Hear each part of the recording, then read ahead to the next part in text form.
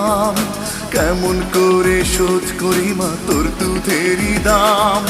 দিন দুনিয়ার কিছুই দিয়ে ঋণ শোধ হবে না, দোহাই মা গো আমার আগে উড়াল মারিস না।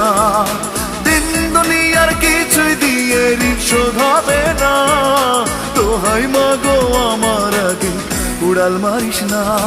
আমি আল্লাহ রসুল নবীর পরে করি যার প্রার্থনা, তার পায়ের নিচে আমার বেহেশতের ঠিকানা।